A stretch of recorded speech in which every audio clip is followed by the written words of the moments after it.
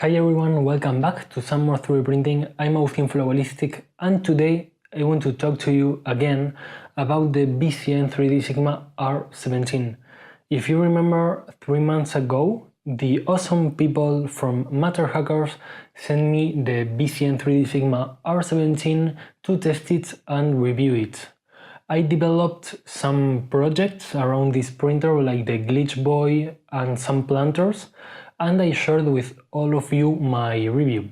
I recommend you to watch that review before you continue watching this video in case you haven't, and I left a link in the description, so check it and then come back.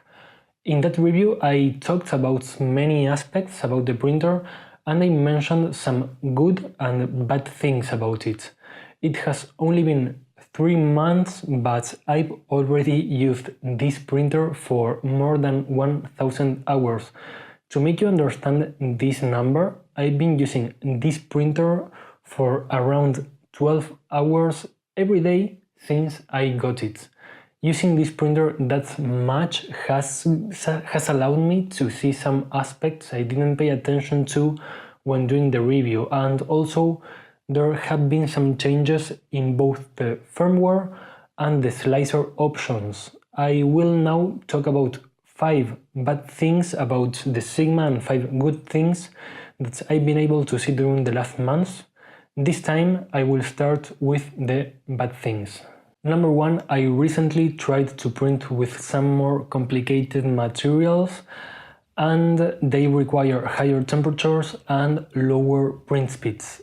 I could see how the Sigma R17 feeder lacks a little bit of power. The machine works with 3mm filament, and the machines that use that filament size usually have a geared feeder. The main reason for that is that you need more torque to push 3mm filament through the nozzle compared to the standard nowadays that is 175mm filament. The Sigma is fully open source, I must say that, so you can install a Bondtech feeder or a geared system. I've seen people on their Facebook group installing them and the results are very good. So to end this first point, the feeders are good enough for 99% of the things, but they could be better. Number 2, Tom from Tom's 3D Printing mentioned during his review that this bottom cover is just a thin sheet of plastic. I also saw it at first, but I didn't see it as a bad thing, as one doesn't usually interact with that part. As you can see, is the bottom part, there's nothing. The bad thing is that I did have to interact with it. Related to the previous point, the nozzle clogged and the grinded filament was stuck in the feeder. I needed to push really hard to remove it, but I was too scared in case I broke the bottom part as the bottom tube goes beneath it, so I just disassembled the feeder and I properly solved the problem, but it's a little bit weak, that bottom part. Number 3, this may look superficial, but I will insist again. The LEDs cannot be controlled, and I want to be able to control the LEDs. Come on. I currently have the printer in the living room, and I would like to be able to turn off the LEDs, and also, and that's really important, to change the color. The Sigma has some purple LEDs all the time on, and I don't like it, and I don't really understand the reason behind that purple. I think white light should be better and would be better to look at the print. Number 4, the IDEX system uses some perch buckets on the side, and sometimes, depending on the speed you are printing with, they shake and it generates some noise. As a solution, what I do is just removing the bucket. And number 5, and the last one, I sometimes press the print button on the screen and the list with the G-codes is empty. I need to go back to the main menu, select print again, and then the G-code files will be visible. I don't understand that, but it happens. Now let's move to the things I've really liked about this printer during the first 1000 hours I've been using it. The first one and the most important one, when I did the review, I mentioned the only slicer option was an old Cura version, or, well, you have Simplify 3D. There was a free but very limited option, Cura, or a not free but very complex option, which is Simplify 3D. Well, in a matter of weeks, the team behind the Sigma R17 created a profile for the newest Cura version, which is now it's 2.6, but it was 2.5.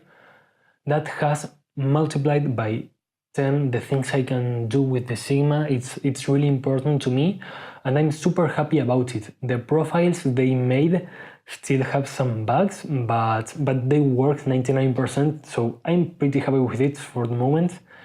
Number two, they released a firmware update and they partially fixed one of the negative things I said in the first review.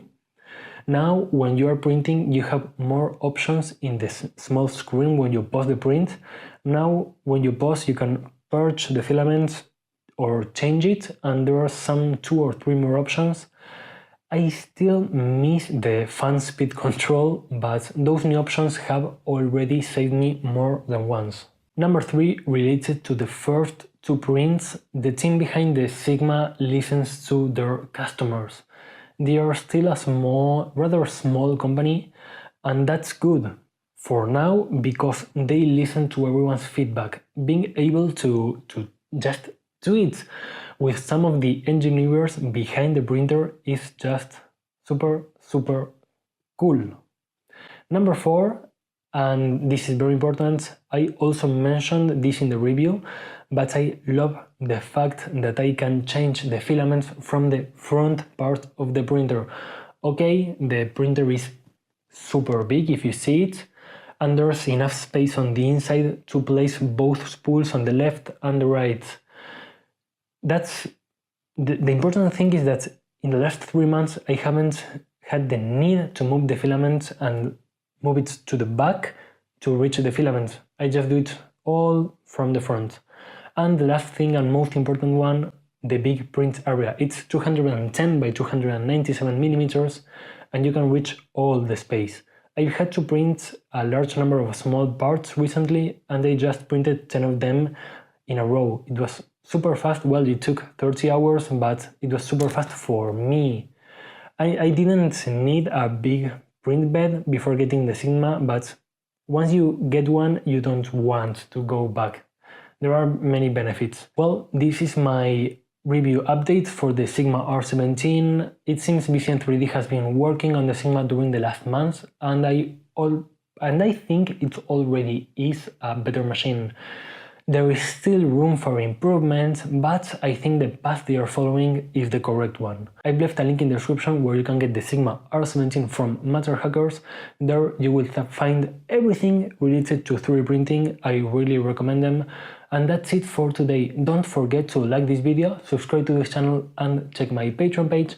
Also, huge thanks to all my supporters for making all these videos possible. I hope you've enjoyed with this review update, and see you next time.